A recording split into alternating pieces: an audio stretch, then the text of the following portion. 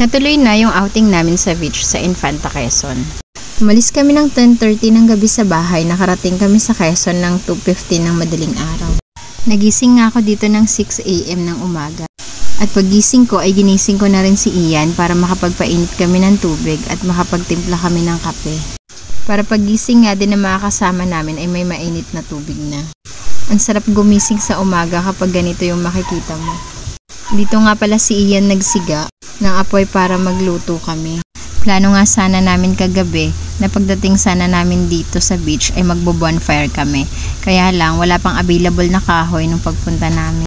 At nakakaantok din kasi nakakapagod sa biyahe. Ilang oras din kaming bumiyahe papunta dito. Kaya pagdating namin dito sa beach, mas pinili ko na lang muna na matulog para makapagpahinga. Bago nga kami pumunta dito sa beach, ay maghapon na ako sa bahay, nagtatrabaho. Kaya mas pinili ko na magpahinga para kinabukasan meron akong lakas. Nauna akong matulog kagabi kay Ian. Dahil sa pagod, di ko na rin namalayan na madaling araw na din pala siya nakatulog dahil nanguha sila ng kapatid niya ng alimasag.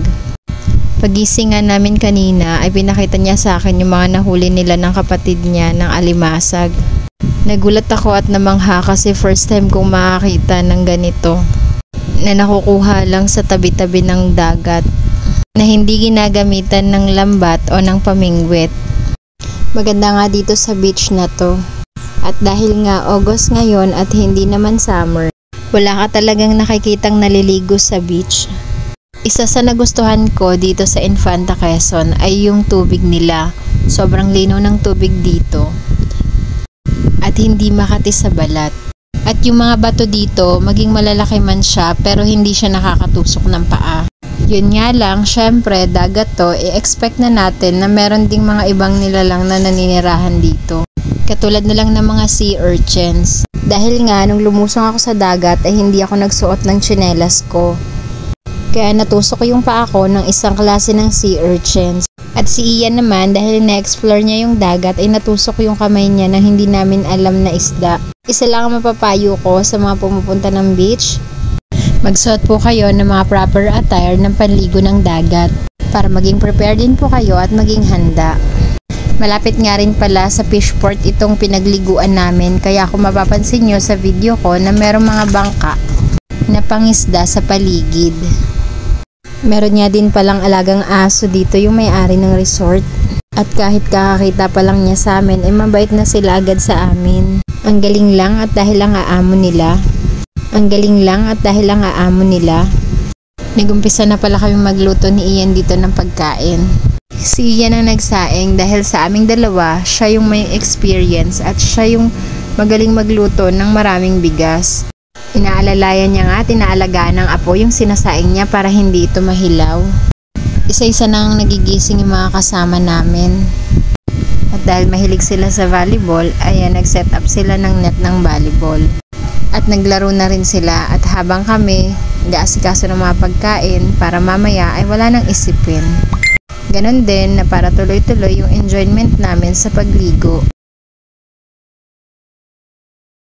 Dahil nauna kami ni Ian magising, ay nauna na rin kami sa kanila na mag-almusal. Yung nakikita nyo ngayon sa video ay second batch na sila na nag-aalmusal. At ngayon nga ay nagluluto na kami para sa aming pananghalian para nga mamaya ay wala na kaming iintindihin pa.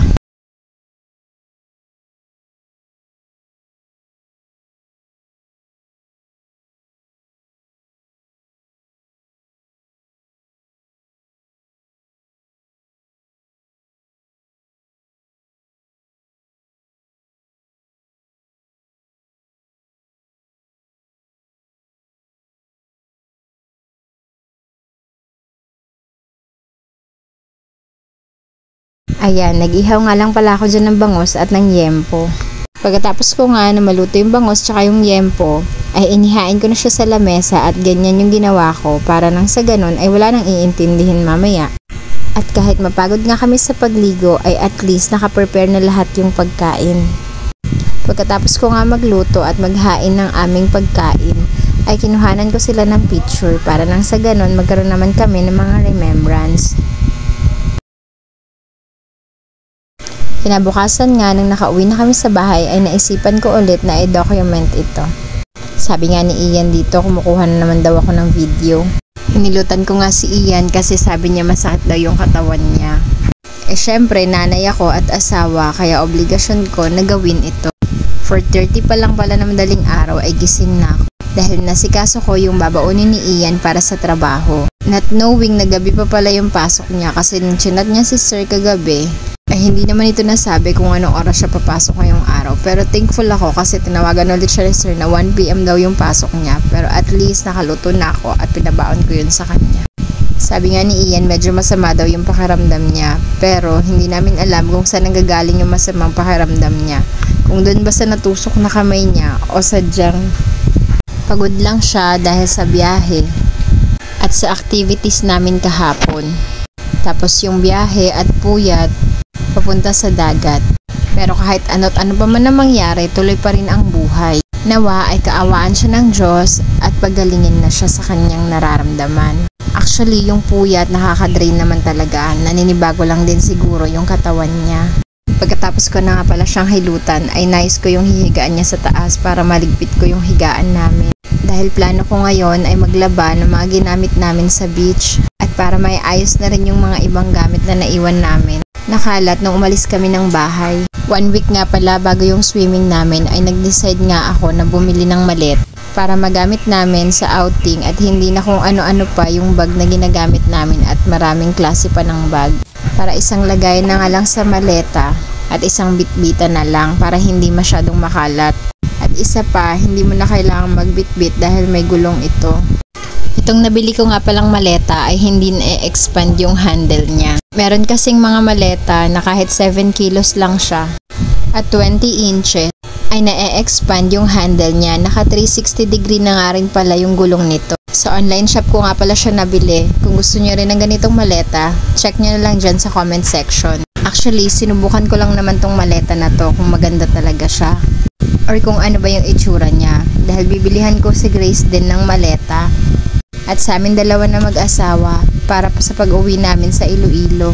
Since ngayon na nakita ko na tong klase ng maleta na to, masasabi ko dito ay pang bata siya. So, mangyayari kay Grace mapupunta ito pagkatapos namin gamitin sa outing. Makikita nyo sa video, ganyan nga pala yung itsura niya. Kayo na lang ang humusga kung gusto nyo rin matry ito. Pero sigurado ako na legit na maleta yung darating sa inyo. Dahil tapos na yung outing namin, niligpit ko na to at itatabi ko na ulit sa box niya. By the way, meron na pala tong dinumero na padlock. Upgraded na siya kaya hindi na kayo mangangamba o mag-iisip pa na baka mabuksan yung maleta nyo. Pagkatapos ko nga palang ligpitin yung higaan namin at yung maleta, ay naglaban na ako ng mga pinaggamitan namin kahapon sa outing. Dahil basa ang mga ito ay inagapan ko na para nang sa ganun ay hindi na bumaho pa. Thankful na lang din talaga ako na yung washing machine namin ay automatic na at hindi ko na kailangan pang mahirapang maglaba. At may nakakatulong na ako sa gawaing bahay. Pagkatapos ko nga pala maglaba ngayong araw ay sinampay ko na yan at nag-edit na ako ng video na to. Maraming salamat sa panonood.